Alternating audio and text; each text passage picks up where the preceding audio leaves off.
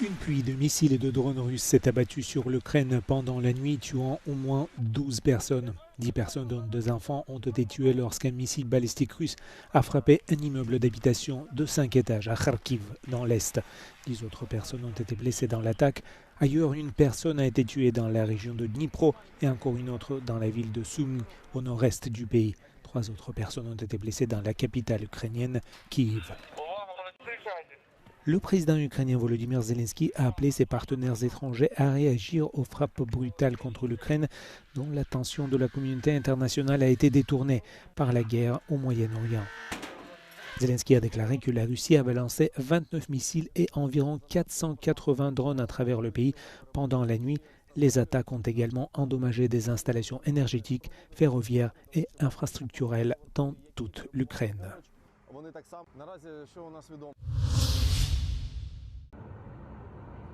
Les avions de combat israéliens ont illuminé le ciel de Téhéran ce samedi matin alors que les États-Unis avertissaient l'Iran que le pire était encore à venir. La Maison-Blanche a approuvé une nouvelle vente d'armes à Israël pour un montant de 129 millions d'euros après que Donald Trump a déclaré que Washington ne négocierait pas avec l'Iran à moins que celui-ci n'accepte une capitulation sans condition. Depuis le début du conflit, les États-Unis et Israël ont lancé une série de frappes contre l'Iran visant ses capacités militaires, ses hauts dirigeants et son programme nucléaire. Dans le même temps, l'Iran a lancé vendredi une nouvelle vague de missiles en représailles, frappant Israël et plusieurs pays du Golfe qui accueillent des forces américaines.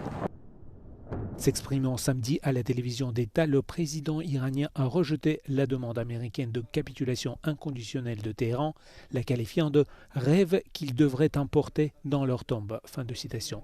Il a également présenté ses excuses pour les attaques iraniennes contre les pays de la région, affirmant que Téhéran y mettrait fin et suggérant qu'elles étaient le résultat d'une rupture de la communication au sein des rangs militaires iraniens. An Iranian drone attack near the main terminals of Dubai International Airport temporarily suspended operations this morning. Black smoke could be seen above the airport terminal following a loud bang. We are hearing that operations are slowly resuming. Euronews correspondent Lily Dowes was actually on board an Emirates flight on the tarmac ready to depart when the attack happened. She was evacuated to a safe space underground in the main terminal with her fellow passengers. Now, this comes as the Iranian Interim Leadership Council just yesterday said they would not attack neighbouring countries unless they were attacked by them first. Now, the public alert warnings have been ringing out across the UAE and also in Qatar this morning as people were advised to take cover. And obviously, the governments are continuing to manage and monitor the situation. Jane Witherspoon, Euronews in Dubai. La date est désormais fixée.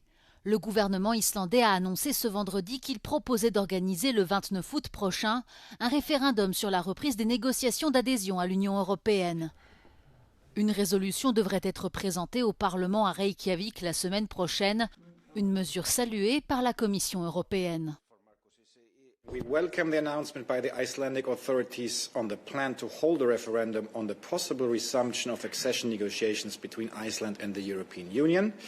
Iceland is a close and valued partner of the EU. Our cooperation is already strong and wide-ranging, and we look forward to continuing and further strengthening our close cooperation with the Icelandic authorities. L'Islande a présenté sa demande d'adhésion en 2009 à la suite de la crise financière internationale qui avait gravement secoué l'île. Les discussions menées entre 2010 et 2013 ont abouti à la clôture de 11 des 33 chapitres de négociation. Mais celui sur la pêche, qui devait être le plus épineux, n'avait alors pas été ouvert.